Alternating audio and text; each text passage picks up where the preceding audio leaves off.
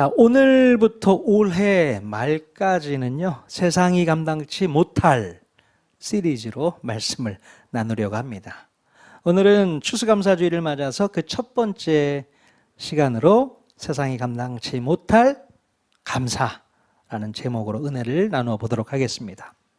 자, 감사라는 말은 어느 누구라도 흔하게 사용할 수 있는 단어이지요. 감사해요. 감사합니다. 고맙습니다. 이런 이야기 많이 하지 않습니까? 자, 누군가가 나에게 호의를 베풀었을 때에 그것에 대한 보답으로 우리는 감사를 표현하게 됩니다.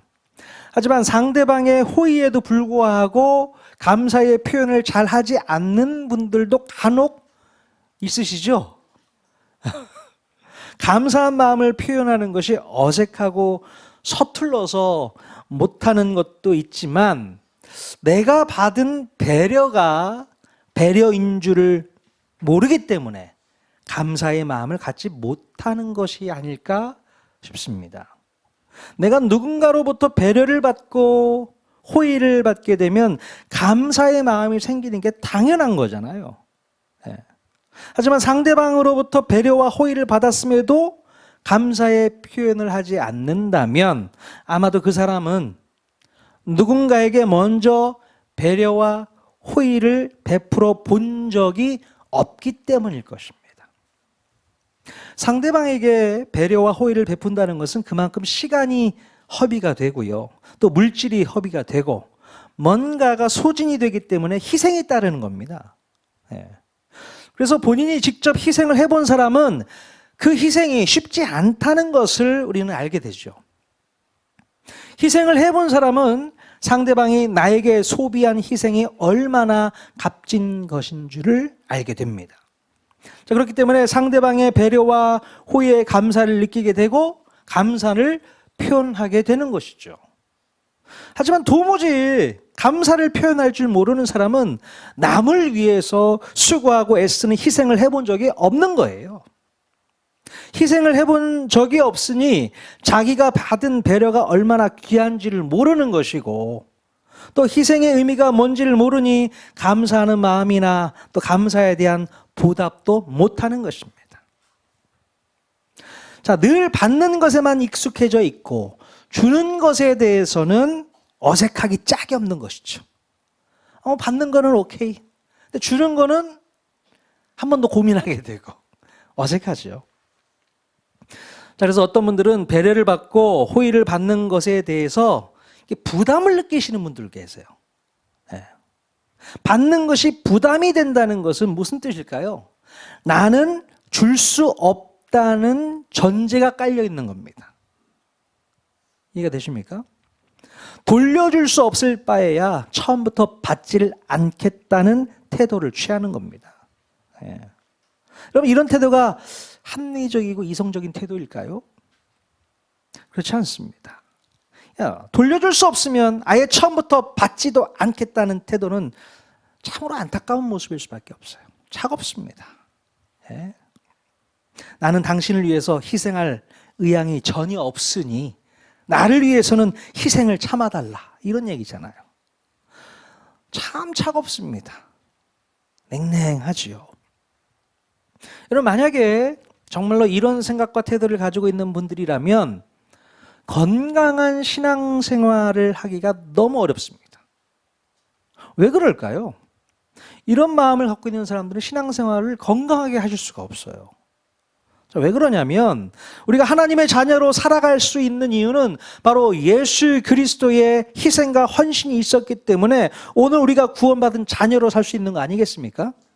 그분의 희생 때문에, 그분의 사랑 때문에, 그분의 은혜 때문에 우리가 이렇게 살아가고 있는 거예요. 우리 예수님께서 십자가에서 보여주신 희생과 사랑을 받은 사람들이라면 우리는 절대로 감사하지 않을 수 없고 감사를 표현하지 않을 수가 없게 되는 겁니다. 정말 내가 하나님의 그 은혜를 받은 사람이라면 감사를 표현할 수밖에 없는 것이죠. 그런데 만약에 예수님의 그 사랑과 은혜에 감사를 표현하는 것이 부담이 된다면 이 사람은 둘 중에 하나일 확률이 높습니다. 자, 받은 은혜에 대해서 희생할 줄 모르는 사람이거나 또는 아예 처음부터 예수님의 사랑과 은혜를 경험해 보지도 못한 사람일 수 있겠다. 이런 생각이 들어요. 예수님의 사랑과 은혜를 아직 경험하지 못했다면 구원받지 못한 확실한 증거가 될 수 있습니다. 예. 그러므로 우리 눈에 보이지 않는 하나님에 대해서 감사의 마음을 갖지 못한다면 구원을 받은 적이 없거나 우리 주님께 돌려드려야 할 희생과 헌신이 두렵게 되는 거죠. 네. 자, 여러분들은 어떤 인생을 살고 싶으십니까? 나는 주기도 싫고 받기도 싫으니 그냥 혼자 살게 내버려 둬. 이런 스타일이세요? 그럼 혼자 사셔야 돼요. 혼자 사시면 편합니다. 또 나는 줄 것은 없고 그냥 받기만 하고 싶다. 이러신 분들 계십니까? 줄 게 없는 게 아니라 줄 마음이 없는 거 아닐까요? 솔직히. 물론 난 줄 게 없는 것 같아. 그런 분들이 더 많이 줄 수 있어요. 마음이 없는 거죠. 마음이. 또 어떤 분들은 이런 마음을 가지면 어떨까요? 내가 받은 은혜가 너무 크니 뭐든지 함께 좀 나누고 싶다. 이런 마음 어떻습니까? 받은 은혜에 감사하며 뭐든지 함께 나누며 함께 공유할 수 있는 우리 통하는 교회 성도님들 될 수 있기를 원합니다. 그래서 은혜가 충만한 사람들의 얼굴 표정은 늘 밝습니다.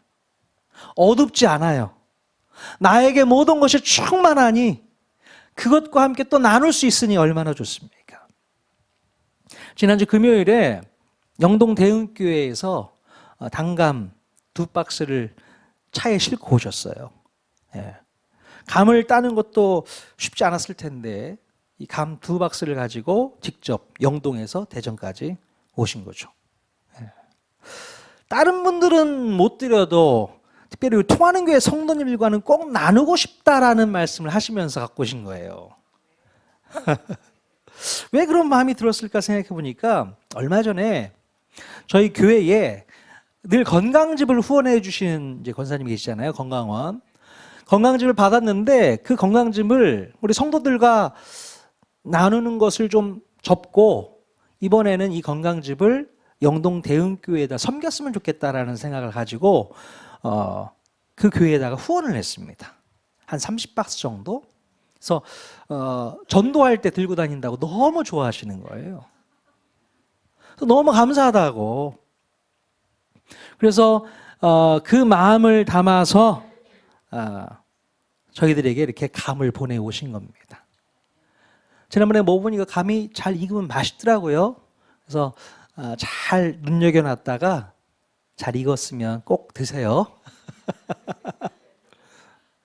이런 거예요. 서로가 배려를 하면 또 배려해 줄 수 있는 오고 가는 그런 정. 감사가 또 감사로 이어지고 감사가 또 감사로 흘러가는 겁니다. 저희 교회에 늘 후원해 주시는 건강즙 후원해 주시는 권사님 얼마나 감사한지 몰라요. 시마다 때마다 이렇게 챙겨 주시잖아요. 또 그것을 우리가 다 챙겨 먹는 것이 아니라 또 흘려보내니까 또 그것을 받은 교회는 또 얼마나 또 좋은가 또 이런 생각을 또 해보게 됩니다. 여러분 흘려보내셔야 됩니다. 하나님께서 나에게 주신 은혜는 흘려보내는 게 맞습니다. 우리가 절기 때마다 하나님께 드리는 헌금은 저희 교회에서 소비하지 않고 외부로 흘려보내는 거 아시죠? 평강공주 사역에 흘려보냅니다. 특별히 우리 한태희 선교사님, 김정 선교사님이 북한 탈북 여성들을 줌으로 계속 훈련하고 교육하고 있습니다. 그분들에게 또 지원해 주는 금액이니까 아까워하지 마시고 열심히 팍팍 후원해 주면 감사하겠습니다.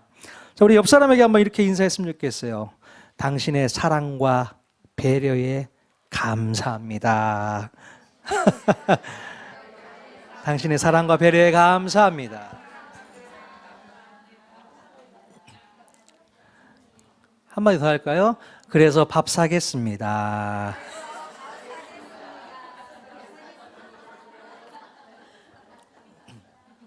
네.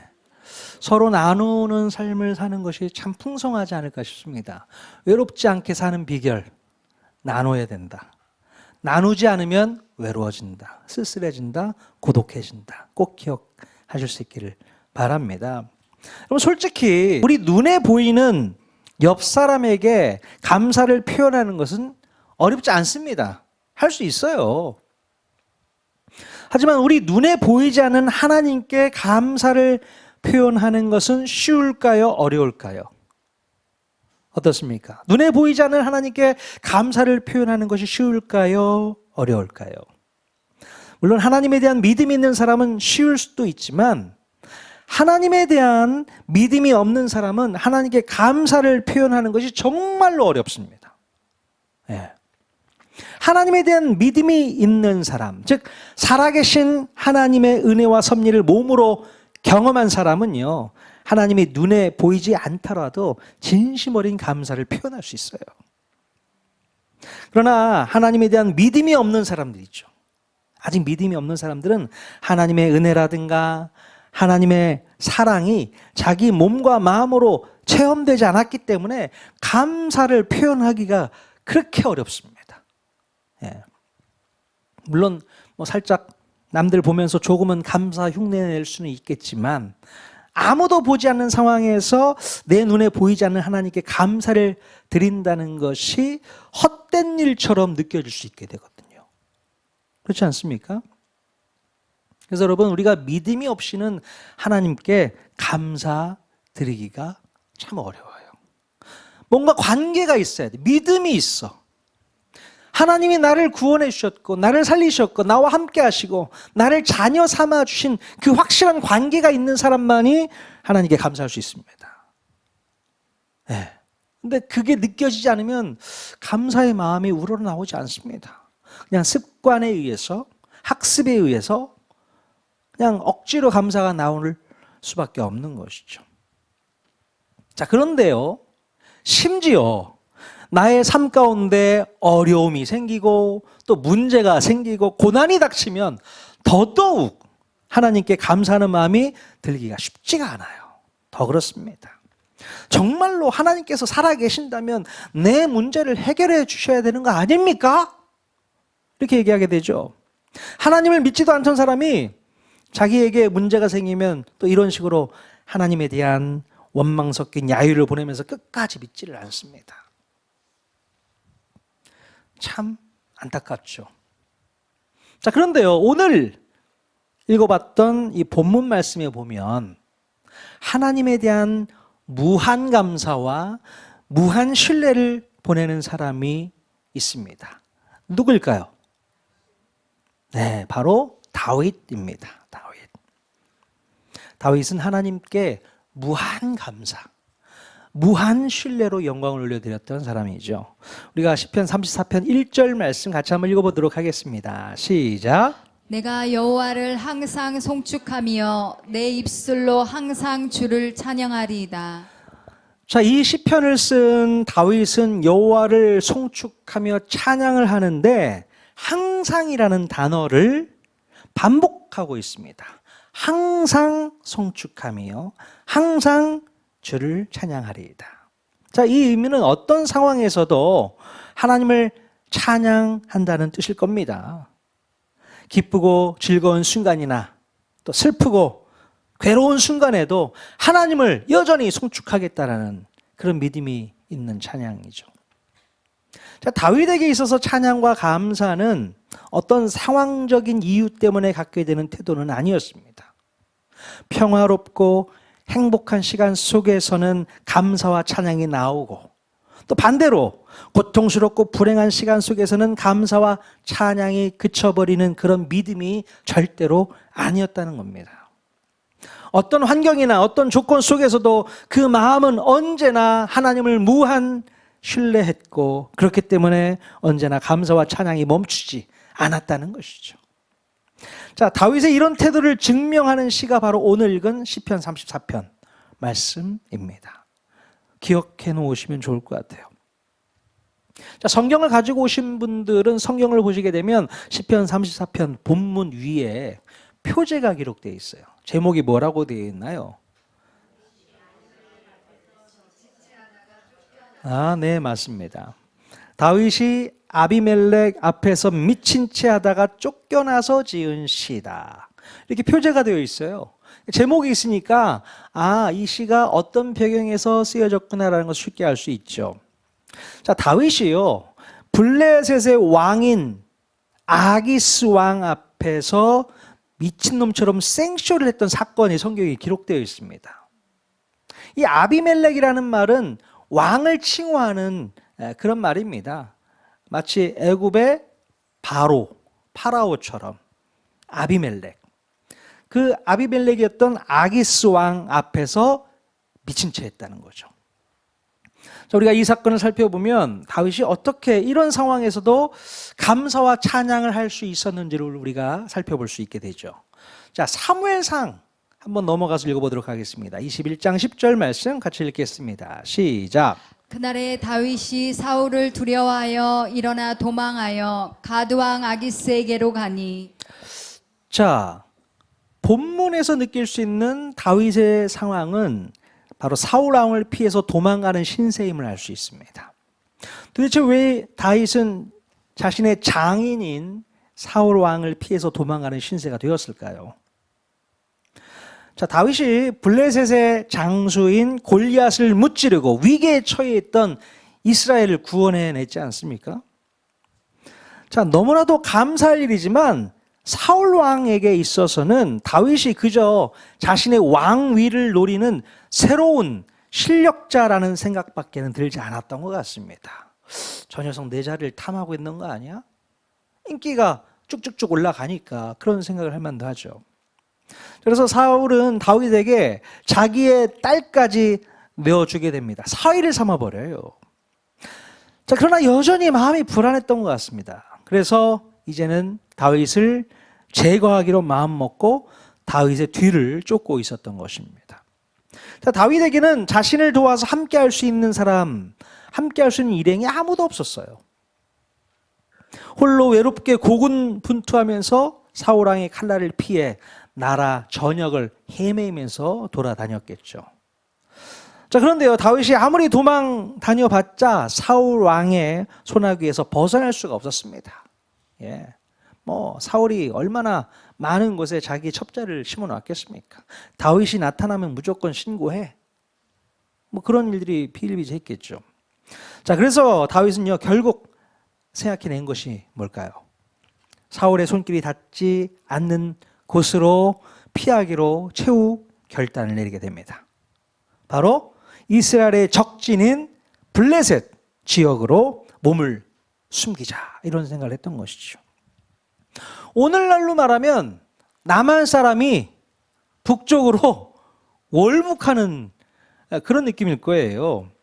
자, 다윗은 자기 자신이 골리앗을 무찌른 장본인이라는 사실을 아무도 모른다고 생각을 했던 것 같습니다. 자, 그때 당시에는 인터넷이나 SNS가 발달하지 않았기 때문에 얼굴이 쉽게 노출되기가 그렇게 어렵죠. 예, 요즘에는 한번 무슨 일이 있으면 인터넷에 사진이 쫙 퍼지지 않습니까? 그래서 알거든요, 쉽게. 근데 그때 당시만 해도 다윗이 골리앗 장수를 무찔렀지만 다윗의 얼굴을 기억하고 있거나 다윗의 얼굴을 아는 사람이 몇이나 됐었겠습니까? 그래서 자기 얼굴을 아무도 모를 거다, 이렇게 생각을 했던 것 같아요. 그래서 등잔 밑이 어둡다고 다윗은 생각을 했겠죠. 자, 여러분, 다윗이 자신의 몸을 피해서 블레셋 땅으로 피신하는 것이 주님의 뜻이었을까요? 어떻습니까? 제가 볼 때는 주님의 음성을 듣고 순종해서 내린 결단은 절대 아닌 것 같습니다. 자신이 마치 이스라엘 땅에 용병인 양 변장을 하고서 아기스 왕을 찾아갔는데, 하필이면 아기스의 신하 중에 자신을 알아보는 장수가 있었던 거예요. 어떻게 자기를 알아봤는지는 모르겠지만 자신의 신분이 들통나 버렸습니다. 딱 보자마자 다윗이네? 골리앗을 죽였던 다윗이 왔네? 알아본 거예요. 자, 그래서 똑똑하게 잔머리를 굴렸지만 결국 더 심각한 상황에 처해지게 되었던 것을 볼 수 있게 됩니다. 자, 사무엘상 2장 21절 같이 한번 읽겠습니다. 시작.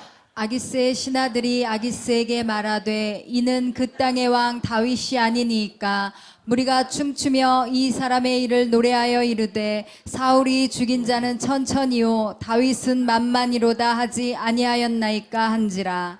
예, 그때 당시 다윗을 알아본다는 것이 불가능한 상황이었지만 이 하나님의 역사는 다윗의 신분을 감추어 주신 것이 아니라 오히려 모든 사람 앞에서 들통나게 하시는 거였습니다. 왜 그러셨을까요? 자, 이것으로 미뤄볼 때 다윗이 블레셋 진영으로 피해 들어가는 것은 주님의 뜻은 아니었다라고 저는 생각을 해보게 됩니다. 다윗의 독단적인 판단이었다라고 생각이 듭니다. 자, 신분이 노출된 다윗은 이제 블레셋 왕 앞에서 죽은 목숨이나 다름이 없었습니다. 자, 그런데 그때에 다윗에게 이 위기 상황을 모면할 수 있는 기발한 꾀가 생각이 났어요. 어떤 생각을 해냈을까? 13절 또 읽겠습니다. 시작. 그들 앞에서 그의 행동을 변하여 미친 채하고 대문짝에 그적거리며 침을 수염에 흘리매. 제가 한번 몸으로 표현을 한번 해볼까요? 미친 척을 한번 해봐야 되는데. 자, 다윗이 아기스 왕의 이 심리를 이용해서 위기를 모면하고자 했던 겁니다. 아무리 블레셋 장수를 죽인 원수라고는 하지만 정신이 나가버린 미친놈을 내가 내 칼로 죽인다는 것이 왕의 체면으로는 용납이 되지 않았던 겁니다. 야, 내가 죽일 사람이 없어서 저 미친놈을 죽이냐? 체면이 안 서는 거죠. 예. 결국 다윗은 정신이 나간 미친 사람으로 여겨져서 결국 죽이지는 않고 내쳐지게 됩니다. 야, 갖다 버려. 저기 치워버려. 뭐 하는 거니? 예. 하마터면 꼼짝없이 죽을 수밖에 없었는데 이 다윗의 순발력으로 용케 목숨을 구할 수 있었습니다. 자, 이때 다윗의 마음에는 어떤 마음이 들었을까요? 어떤 마음이 들었을까요? 나이스, 살았다. 뭐 이런 생각만 들었을까요? 제가 볼 때는요, 이런 생각을 하지 않았을까 싶어요. 아마도 어떻게 해서든 살기 위해서 몸부림치는 자신의 그 비굴한 모습에 자괴감이 들었을지 모르겠다는 생각이 해봤습니다. 아니, 내가 이렇게까지 해서 살아야 되나? 이렇게까지 해야 되나? 미친 척을 해? 침 질질 흘리면서 벽을 막 긁고, 야, 멀쩡한 사람이 미치광이 연기를 하면서 비굴하게 목숨을 구하고 있으니 스스로가 얼마나 창피하고 얼마나 수치스럽고 얼마나 괴로웠을까요? 아기스의 신하들이 다윗을 보면서 뭐라고 얘기했겠습니까? 야, 다윗 골리앗을 죽인 영웅이 저런 바닥을 치고 있네. 조롱하고 또 뭐 욕하고 희롱했겠죠. 야, 그걸 다 들으면서 다윗이 얼마나 고통스러웠을까 싶어요. 차라리 죽어버릴 걸. 그런 생각 안 들었겠습니까? 저 같으면 그랬을 것 같아요. 얼마나 괴로웠을까요? 다윗은 그 어느 때보다도 밑바닥으로 내동댕이 쳐진 자신의 모습을 보면서 고통스러운 시간들을 보내야만 했을 겁니다. 정말 최악의 날이었던 것이죠. 여러분, 육신이 고통스러운 것도 참기가 쉽지 않지만 마음이 고통스러운 것은 더 힘들어요. 경험해보셔서 아시겠죠. 가끔 주변에서 스스로 목숨을 끊는 사람들 중에는 육신이 아파서 목숨을 끊는 것보다 마음이 지치고 힘들어서 목숨을 끊는 사람들이 훨씬 더 많습니다. 예. 차라리 육신이 병들고 아프면 빨리 회복하기 위해서 더 많이 애를 쓰지만 정신과 마음이 병들고 아프면 인생을 정리해버리고 싶은 마음이 더 들게 되어 있습니다.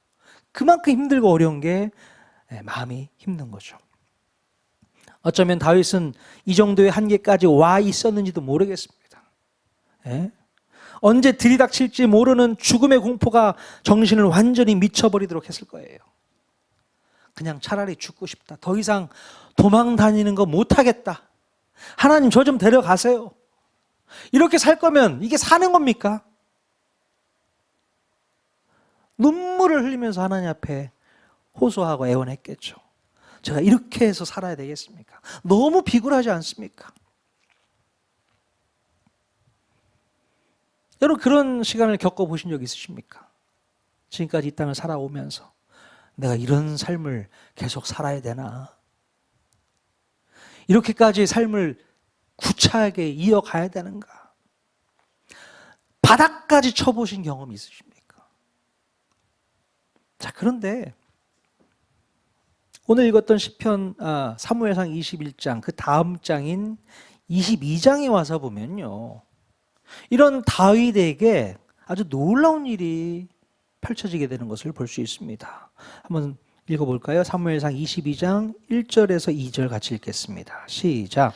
그러므로 다윗이 그곳을 떠나 아둘람굴로 도망하매 그의 형제와 아버지의 온 집이 듣고 그리로 내려가서 그에게 이르렀고 환난당한 모든 자와 빚진 모든 자와 마음이 원통한 자가 다 그에게로 모였고 그는 그들의 우두머리가 되었는데 그와 함께 한 자가 400명가량이었더라. 혼자서 도망길에 올랐던 다윗이 겨우 목숨을 부지한 채 고구로 돌아와서 아둘람굴에 자신의 몸을 피하게 되었는데요. 어떤 일이 벌어진 거예요, 지금? 다윗의 가족들이 아둘람굴로 찾아왔을 뿐만 아니라 또 누가 찾아왔다고 했어요?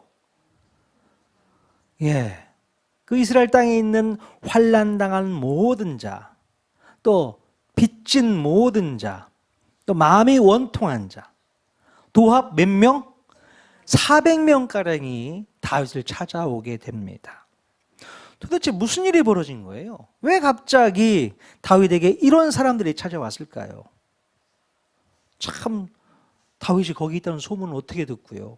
하나님께서는 홀로 도망 다녔던 다윗에게 수많은 사람들을 붙여주시게 됩니다. 물론 나중에 이들은 다윗의 병사들이 되어서 다윗이 왕위에 오를 때까지 생과 사를 함께 나누며 큰 공을 세우기까지 하게 되는데요. 하지만 여러분, 다윗에게 찾아온 수많은 사람들의 이 성분을 따져보면 참으로 독특합니다. 하나같이 정상적인 상황과 형편에 놓여진 사람들이 거의 없었어요. 어떤 사람이었습니까? 거의 대부분의 사람들이 인생의 밑바닥을 치고 올라온 사람들이었습니다. 아무도 누구도 반겨주지 않고 환영해주지 않는 비천하고 남루한 사람들, 모든 수치와 모욕과 수모를 당해본 사람들, 바로 이런 사람들이 다윗을 찾아왔다는 거예요. 갑자기 왜 이런 사람들이 다윗에게 몰려왔을까요? 왜 그랬을까요? 제가 생각해 보니까 아마도 하나님께서 다윗에게 이런 사람들을 보내신 것이 아닐까 싶습니다. 하나님께서 보내셨다는 거예요. 어쩌면 다윗은 지금까지요, 승승장구하면서 사람들의 인기를 누리면서 엘리트 코스를 밟고 있었던 미래 유망주였습니다. 자, 그때까지만 해도 다윗은 인생의 밑바닥을 치고 있던 사람들의 마음과 심정을 도무지 알지는 못했을 겁니다. 자기가 그런 상황이 돼보지 않았기 때문에 그들이 얼마나 힘들고 고통스러운지 모르고 살았던 것이죠. 자, 그러나 블레셋에 다녀온 뒤로는 인생의 쓴맛을 경험한 사람으로서 자기와 비슷한 처지에 있던 사람들을 충분히 이해할 수 있었고, 또 그들에게 진정한 위로와 격려를 해줄 수 있는 마음이 되었다는 것이죠. 바로 하나님께서는 다윗의 마음 가운데 이런 마음을 장착시켜 주시기 위해서 다윗으로 하여금 인생의 험난한 길로 억지로 내모셨던 것이 아닐까 생각이 들어요. 여러분, 그렇지 않습니까? 아파본 사람이 아픈 사람의 마음을 알 수 있겠죠. 저도 하나님께서 그렇게 쓰시려고 하시는지 아픈 데가 한두 군데가 아닙니다. 그러니까 제가 허리가 아파요? 허리 아프신 분들의 심정을 누구보다도 잘 압니다. 한번 허리가 아프면 일어나지는 못할 정도로 헤매고 다니니까. 허리 아프신 분들 제가 무조건 기도합니다. 또 한동안 제가 이석증에 한번 걸려가지고 막 해롱 어지러움을 겪고 있었는데, 또 이석증에 걸린 분들을 보면 그게 얼마나 힘든다는 걸 알기 때문에 또 기도하게 되죠. 충분히 이해하게 됩니다. 또 어깨 아프신 분들 계십니까? 제가 어깨가 또 아파가지고 참 목사가 덕이 안 되게 아픈 데도 많아. 하나님께서 아픈 성도들의 마음을 충분히 이해해줘라 라는 뜻으로 받고 있습니다. 또 어디가 아파야 되나 내가. 더 이상 안 아팠으면 좋겠어요. 안 아프고 이해하고 안 아프더라도 충분히 공감할 수 있는 그런 마음이 되었으면 좋겠습니다. 여러분, 그렇습니다. 하나님께서 왜 나에게 이런 아픔을 주셨을까? 왜 이런 고통을 주셨을까? 왜 이런 상처를 주셨을까? 왜 그런다고 생각하십니까? 하나님께서는 바로 그 상처, 그 고통을 가지고 사용하시기 위해서 쓰셨다는 거죠. 누군가의 상처를 또 보도만 안아줄 수 있는 그런 도구로 저와 여러분들을 사용하시기 위해서 그걸 주셨다는 것을 믿을 수 있기를 바랍니다. 아니 도대체 왜 나만 이런 힘들고 어려운 고통을 겪게 하십니까? 하나님께 따지지 마세요. 따질 이유가 별로 없습니다. 하나님께서는 바로 여러분들을 사용하시기 위해서 그렇게 힘든 일도 주시고 아픔도 주시고 고통도 주시고 하는 거 아니겠습니까? 그런 마음을 가지고 밑바닥을 친 사람들을 위로하고 격려하고 또 이끌어내고 구원해내라는 하나님의 사명으로 받을 수 있기를 바랍니다. 네. 어쩌면 다윗은 이런 하나님의 놀라운 뜻과 섭리와 경륜을 깨닫고 나서 오늘 우리가 읽은 시편 34편 말씀을 감사하는 마음으로 써내려갔던 것 같아요.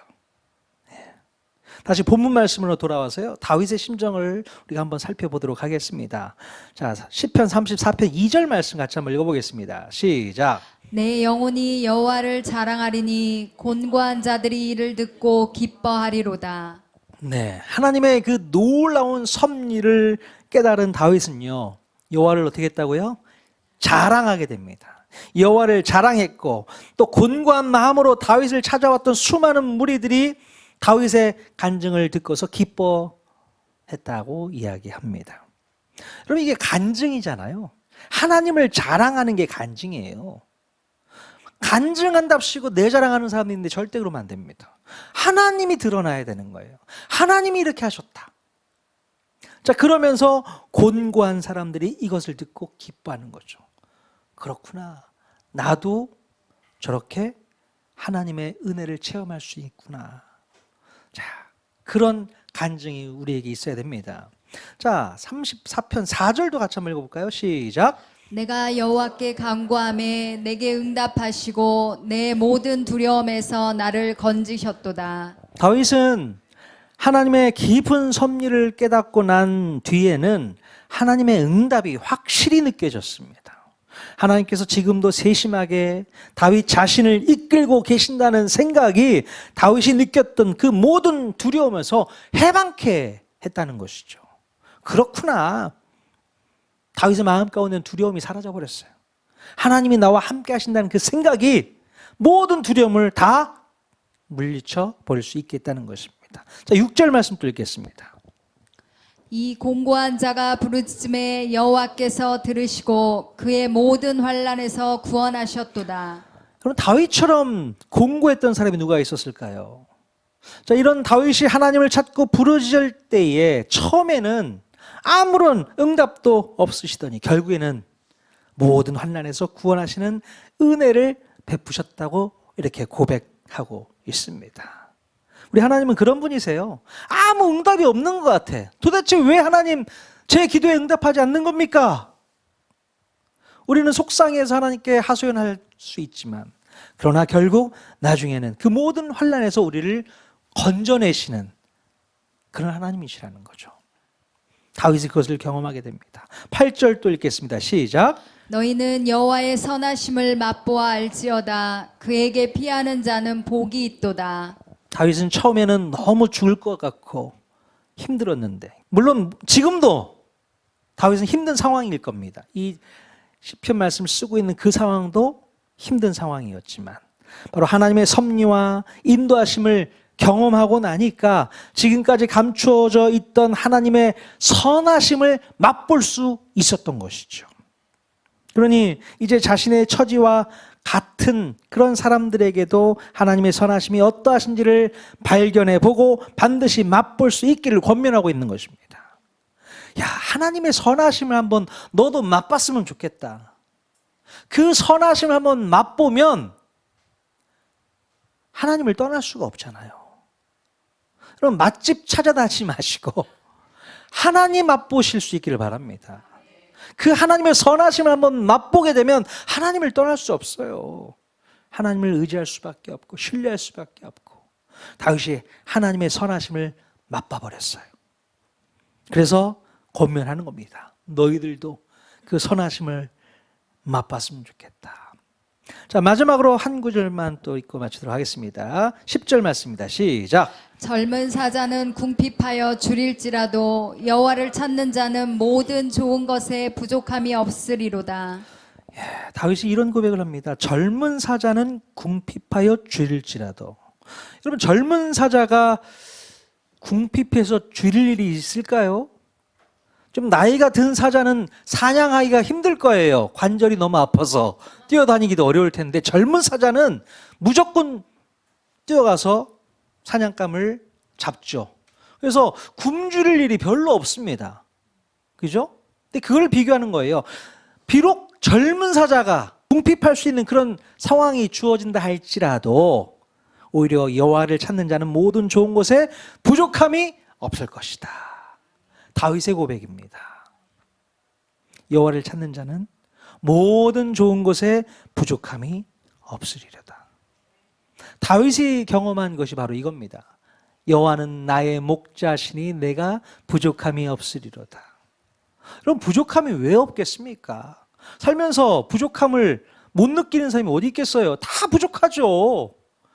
그러나 하나님의 그 선하심을 맛본 사람은 부족함을 느낄 수 있는 그런 감각이 없어요. 늘 풍성하게 느껴지는 거죠. 다윗이 그렇게 느꼈던 겁니다. 하나님은 나에게 늘 풍성하셨어. 부족함이 없었어. 내 욕심 때문에 부족함을 느끼는 것이지. 하나님은 언제나 저와 여러분에게 풍성하신 분인 줄로 믿습니다. 자, 다윗은 자신의 삶의 처지에서 하나님을 새롭게 경험했습니다. 이제부터 그의 인생은 평탄하고 형통하고 승승장구했을까요? 그때부터 어떻습니까? 사무엘상 22장 이후의 말씀을 읽어보면 알겠지만 여전히 다윗의 삶은 고통스러웠습니다. 지금보다도 더 큰 아픔과 더 큰 시련이 다윗을 기다리고 있었어요. 자, 그러나 여러분, 시편 곳곳에 등장하는 다윗의 이 시편을 보면 그는 하나님을 찬양하면서 하나님께 감사하는 마음을 끝까지 잃지 않고 있었다는 것을 우리가 알 수 있게 됩니다. 어떤 환경 속에서도 어떤 상황 속에서도 하나님 앞에 감사하는 마음이 있지 않았다는 거죠.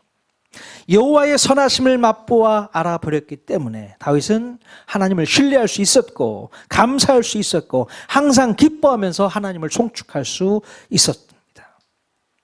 여러분, 하나님의 자녀들인 우리들은요, 다윗과 같이 항상 감사하고 항상 기뻐하고 항상 찬양해야 합니다. 세상 사람들은 이런 감사를 알까요? 모를까요? 몰라요. 세상 사람들은 이런 감사의 그 메커니즘을 잘 모릅니다. 하나님을 모르는데 어떻게 이런 감사를 할 수 있겠어요? 여러분, 저는 여러분 모두가 이 세상이 감당할 수 없는 이 놀라운 감사가 여러분 마음 가운데 여러분 인생을 풍성히 이끌어 주기를 원합니다. 세상이 흉내 넣을 수 없는, 세상이 따라올 수 없는 그 하나님을 향한 뜨거운 감사, 그 감사가 저와 여러분 삶 가운데 차고 넘칠 수 있기를 주님의 이름으로 간절히 축원드립니다. 아멘.